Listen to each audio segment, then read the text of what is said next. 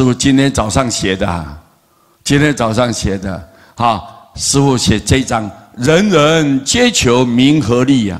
这个人世间，你看，为了名气要旺盛啊，你看得到人家对你的恭维啊，为了名啊，还有利，你看我钱财要越多越好，我越富有，我这越欢喜。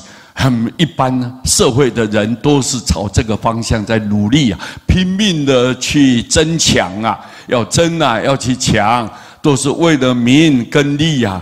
因为他觉得是这种东西对他来讲是生命的非常重要的一部分。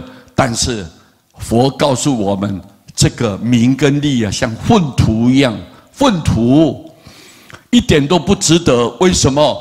因为对你的生死没有帮助，只有增加污染，只有增加污染。你到时候要离开的时候，这些名跟利啊，把你牵绊住了，牵绊住了，各位，把你拉住你了。你脚身不由己，你就被他给拉住了。所以各位，你看你要跳脱就很困难了，很困难啊，比登天还难。几人能把欢乐分呢？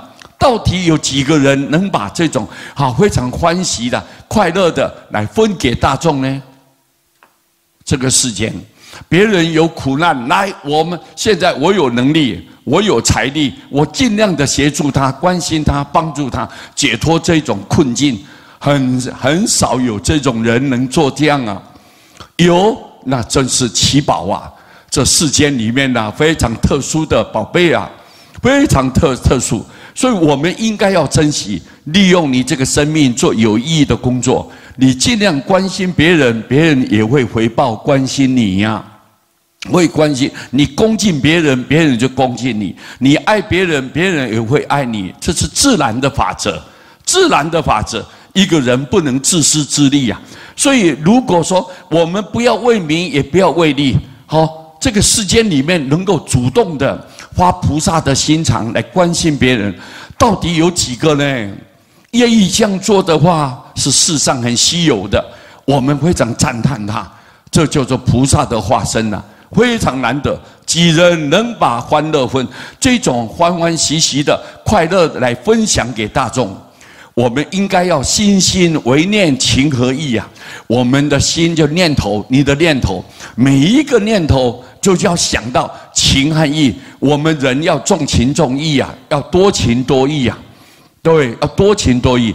对人不要寡情寡义啊，冷淡无情。人家帮助你，好像船过了以后就没有痕迹一样，船过水无痕就一点都不要记在心上。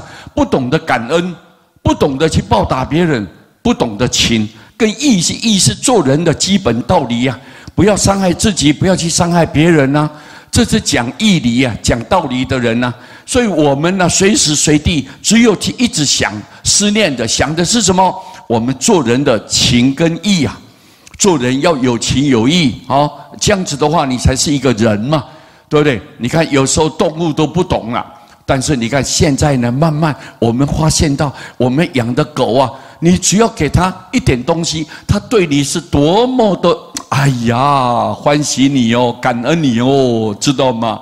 狗都知道情跟义啊。狗都知道啊，那个猫啊，你对它好，它高兴得不得了啊！各位，高兴得不得。所以我们知道，我们做人如果不懂得情跟义，那就不像一个人的样子啊，不像一个人啊。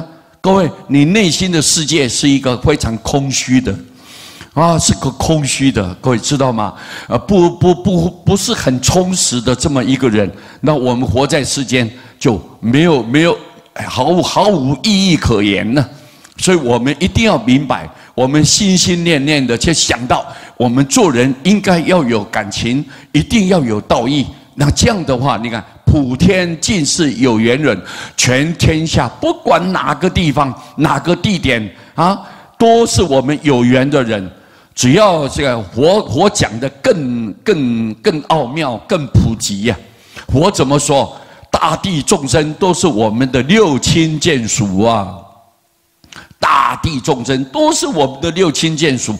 我们来这个人世间转世，不知道这不是只有一次、两次、三次啊！我们的几千次、几万次，几十亿次，我们一直不停的这么打转啊、轮回啊，来这个世间投胎。